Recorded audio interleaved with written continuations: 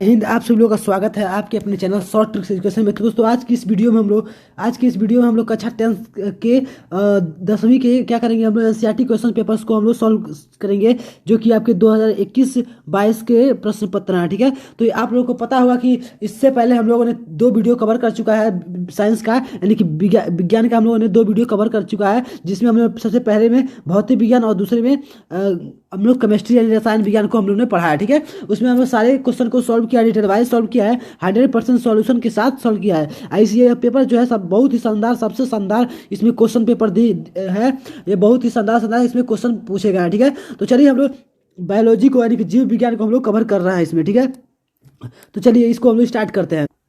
उससे पहले अगर आप लोग पिछली वीडियो को देखना चाहते हैं तो इस वीडियो के डिस्क्रिप्शन में उसका लिंक है। अगर आप सारे वीडियोज को देखना चाहते हैं, जितने भी प्रश्न पत्र के बनाए जा रहे हैं सारे सब्जेक्ट के, उसका भी लिंक इस वीडियो के डिस्क्रिप्शन में दे दिया गया है। उसके प्लेलिस्ट का लिंक दिया गया है, प्लेलिस्ट को ओपन करके सारे वीडियोज को देख सकते हैं। चलिए तो हम लोग इस वीडियो को स्टार्ट करते हैं।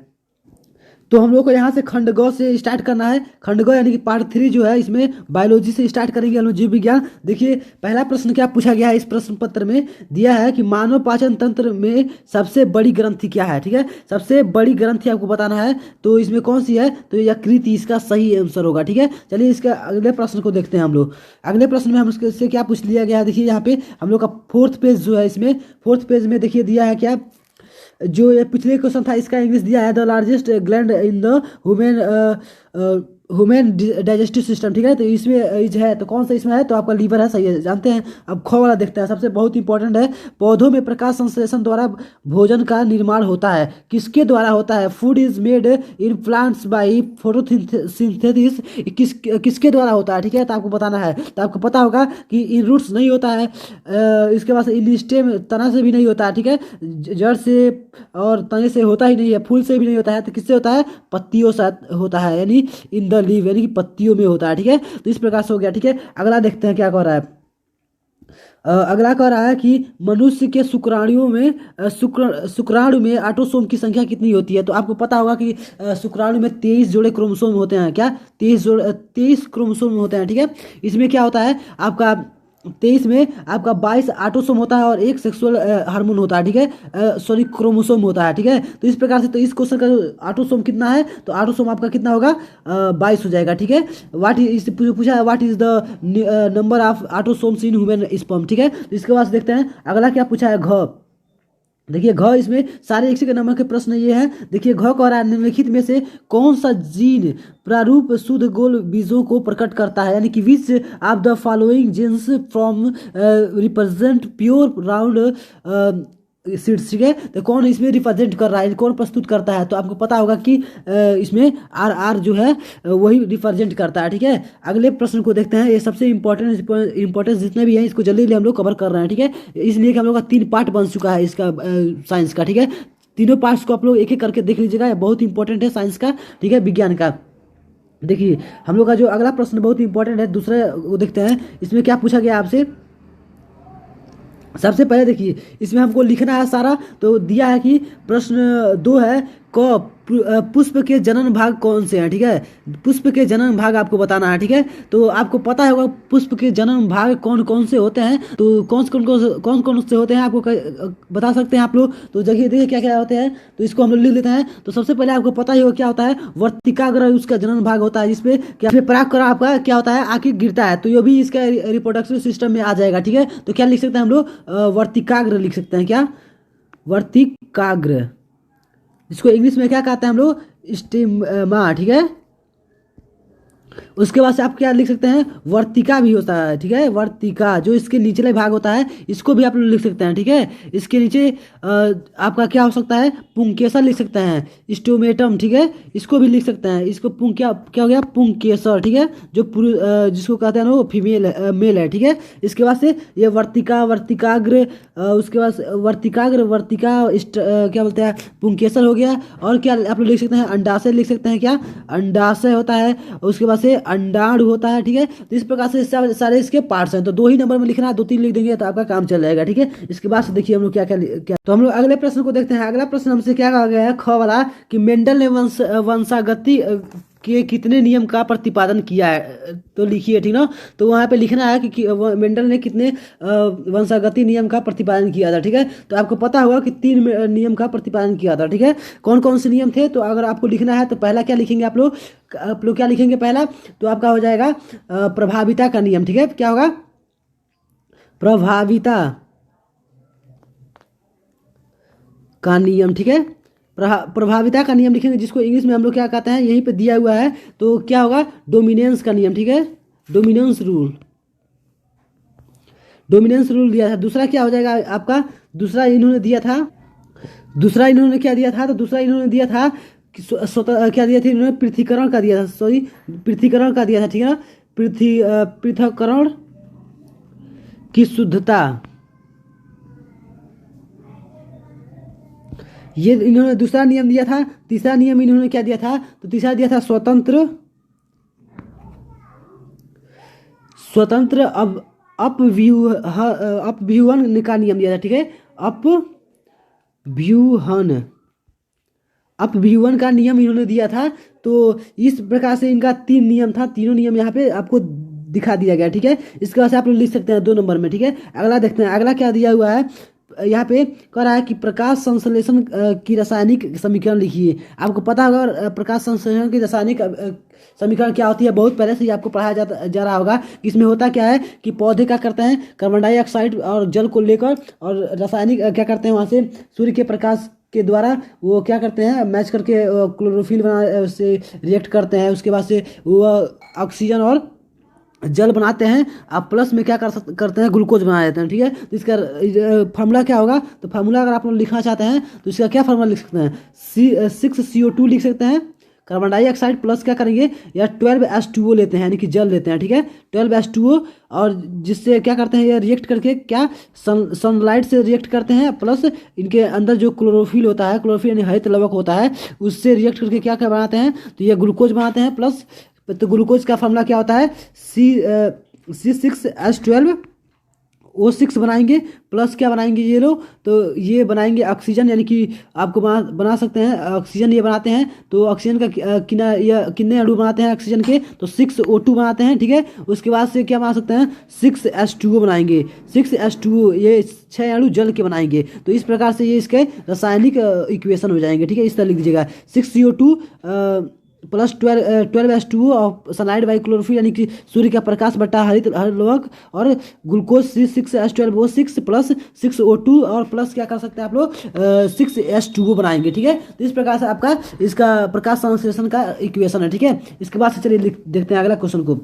तो इसमें आप देखिए जो प्रश्न नंबर 3 है, उसको मैं कह रहा है कि मेंडल के अनुवांशिकता के प्रभाविता के नियम की व्याख्या की। जैसे कि हम लोगों ने इसके पीछे एक इसी टाइप से दिया था कि मेंडल के वंशागति के नियमों का प्रतिपादन कीजिए। तो इसी प्रकार से इसी का जो पार्ट है, जो इसका हम लोगों ने एक पार्ट देखा है कि मेंडल के अनुवांशिकता की प्रभाविता, जो हम लोग नियम देखा है, इसमें कह रहा है कि नियम का व्याख्या करना, हमको व्याख्या करके बताना है कि ये क्या होता है प्रभाविता का नियम, ठीक है। यह 4 मार्क्स में पूछा गया है, तो इसको हम लोग देखते हैं।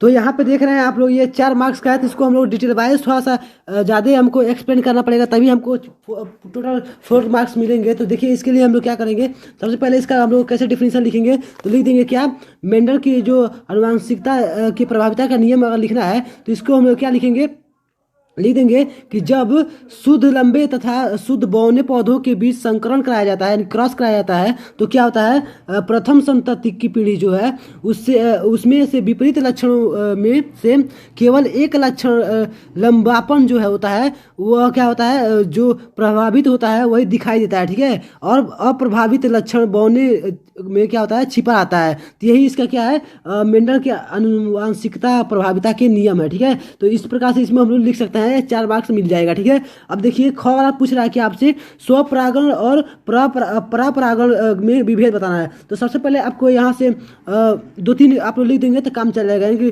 तो देखिए, तो यहाँ से कैसे इसको किस प्रकार से लिख सकते हैं, तो पहला इसका डिफरेंस लिख सकते हैं क्या, कि जो स्वपरागण होता है वह एक ही पौधों में देखने को मिलता है, और जो परापरागण है उसमें क्या होता है, 2 अलग अलग पौधों में देखने को मिलता है, ठीक है।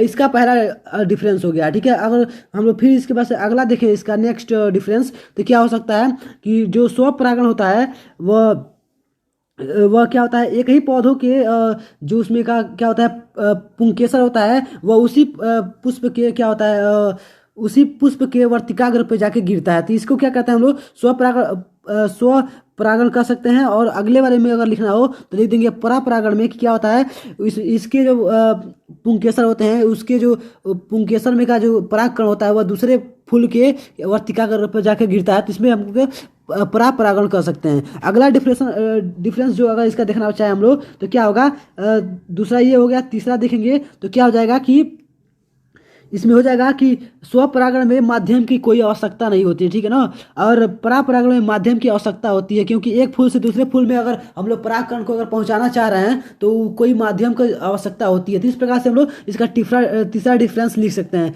और चौथा डिफरेंस क्या हो सकता है, तो देखिए स्वपरागण जो होता है उसका कोई कलर अच्छा, मतलब डिफरेंस अच्छा नहीं होता है, ठीक है, वो हल्का रंग के होते हैं, ठीक है। और जो परापरागण वाले होते हैं उसमें क्या होता है कि वो ज़्यादा भड़कालू दिखने वाले होते हैं, ज़्यादा चटकीले होते हैं, जिसके कारण वो क्या करें कि भंवरों को आकर्षित करें, किसी मतलब जंतु को आकर्षित करें अपनी ओर, जिसके कारण उनका क्या हो, उनका जो परागण हो सके, ठीक है। तो इसका चार डिफरेंस इस प्रकार से हम लोग लिख दिया, ठीक है। अगला देखते हैं। अगला हमारे पास क्या पूछा गया है, सबसे मोस्ट इंपॉर्टेंट पूछा गया है। देखिए पूछा है धमनी और शिरा में चार अंतर लिखना है आपको। Write 4 differences between arteries and veins लिखना है, ठीक है। तो इसमें हम लोग क्या लिख सकते हैं, तो देखिए सबसे पहले धमनी जो होता है वह क्या होता है, तो आपका शुद्ध रक्त को लेके जाती है, ठीक है। और शिरा क्या होता है, अशुद्ध रक्त को लेके आती है। पहला डिफरेंस आप लोग लिख सकते हैं। दूसरा डिफरेंस में आप लोग क्या लिख सकते हैं कि धमनियों में क्या होता है, धमनी हमेशा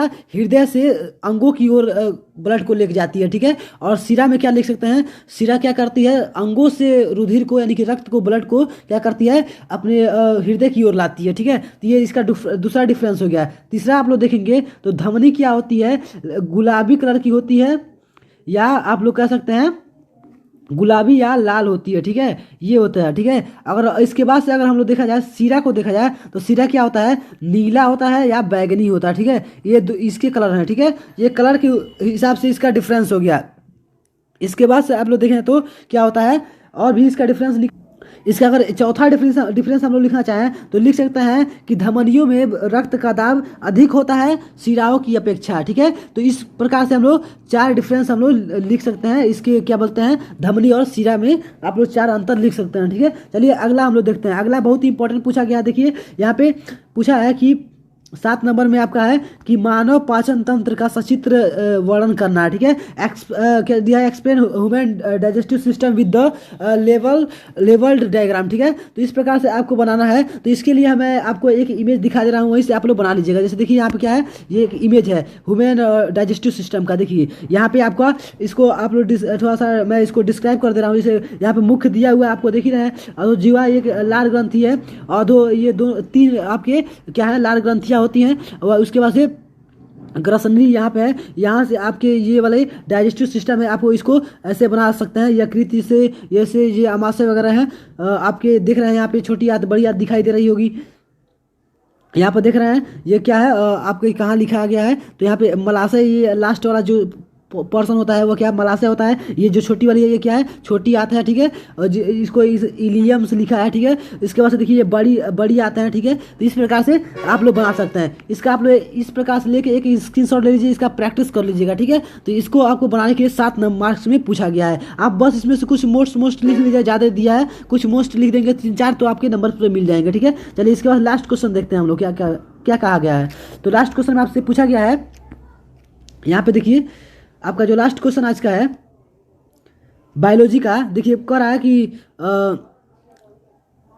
सॉरी थोड़ा सा नीचे ले जाना पड़ेगा। यहाँ पे देखिए ये वाला देखिए, आपने चौथा देख लिया मानव पाचन तंत्र का, जो आपने डायग्राम देख लिया यहाँ से। अब उसके बाद देखिए क्या पूछा गया आपसे, पुष्प पौधों में लैंगिक जनन की अंगों के द्वारा होता है, वर्णन करना। आपको describe the process of sexual reproduction in क्या हो रहा है, फॉलोइंग प्लांट्स, ठीक है। तो यहाँ पे आपको बताना है, ठीक है। तो इसका क्या होगा, तो इसका हम लोग आंसर लिखते हैं यहाँ पे। तो इसके उत्तर के लिए यह तो आप लोग देख ही रहे हैं कि यह बहुत ही इंपॉर्टेंट है, 7 मार्क्स के पूछे गए हैं। तो इसके कारण 2 क्वेश्चन है, दोनों में से जो ही आपको आ जाएंगे वही लिख देना है। तो सबसे पहले आपने जो इसके पीछे हमने एक क्वेश्चन में दिखाया है कि क्या होता है कि जितने भी मतलब इसके कौन कौन से पार्ट्स हैं, पुष्पों के लैंगिक जनन में कौन कौन से पार्ट्स की भूमिका होती है, तो उन्हीं को डिस्क्राइब करके लिखना है। जैसे कि मान लीजिए पहला हमने पार्ट्स क्या देखा था, तो पहला पार्ट्स उसमें देख लिया था कि वर्तिका होता है। क्या होता है? वर्तिकाग्र होता है, ठीक है, वर्तिकाग्र। तो इसके बारे में आप लोग डिफरेंस मतलब इसके बारे में आप लोग क्या कर सकते हैं, एक्सप्लेन कर सकते हैं वर्तिकाग्र क्या होता है। तो यह एक क्या होता है, स्त्री केसर होता है, ठीक है। इसी पे आके क्या होता है, पराग कण गिरता है, ये यहीं पे उसका फ्यूजन होता है, ठीक है। तो ये सब आप लोग इसमें इसके बारे में लिख सकते हैं। उसके बाद से दूसरा क्या लिख सकते हैं, इसमें लिख सकते हैं पुंकेसर लिख सकते हैं, ठीक है, पुंकेसर लिख सकते हैं, ठीक है। उसके बाद क्या लिख सकते हैं आप लोग, पराग कोष लिख सकते हैं, ठीक है। उसके बाद से अंडाशय लिख सकते हैं। तो तीन चार ऐसे हेडिंग बना के इसके बारे में सारे डिस्क्राइब कर देंगे, तो आपके टोटल इसके क्वेश्चन के क्या होंगे, आपको मार्क्स मिल जाएंगे, ठीक है। तो इस प्रकार से तो आज के देखिए ये वाला जो आज के सारे क्वेश्चन बायोलॉजी के कंप्लीट हो गए और साइंस के भी कंप्लीट हो गए। आपको सारे पेपर्स के सोल्यूशन शॉर्ट ट्रिक्स एजुकेशन के द्वारा आपको दिया जा रहा है। यहाँ से हमने साइंस के 3 पार्ट में कवर किया, तीनों पार्ट बहुत ही अच्छी तरीके से कवर हुआ है। सारे क्वेश्चन को हमने डिटेल वाइज कवर किया है। फिजिक्स में हम लोग न्यूमेरिकल सॉल्व किया है बहुत अच्छी तरीके से, और केमिस्ट्री के भी बहुत सारे हम लोग इक्वेशन को सॉल्व किया है। तो इस प्रकार से हम लोग का आज साइंस का जो पेपर्स था उसको हम लोग ने कंप्लीट कर लिया है। तो चलिए, अगर आप ऐसे ऐसे वीडियो और भी पाना चाहते हैं तो हमारे सदस्य बन जाइएगा। आप लोग सब्सक्राइब करके बेल आइकन भी प्रेस कर सकते हैं, जैसे आप लोग सदस्य बन सकते हैं, ठीक है। तो अगर आप और भी सारे इसके रिलेटेड वीडियो देखना चाहते हैं तो सारे इसके डिस्क्रिप्शन बॉक्स में लिंक दिया गया है। आप लोग चैनल पे जाके वहाँ होम पेज से भी देख सकते हैं। होम पेज पे सारे वीडियोस के लिंक दिए गए हैं, ठीक है। तो यहाँ से तो आज के चलिए हम लोग मिलेंगे फिर नेक्स्ट वीडियो में। Thanks for watching my video last.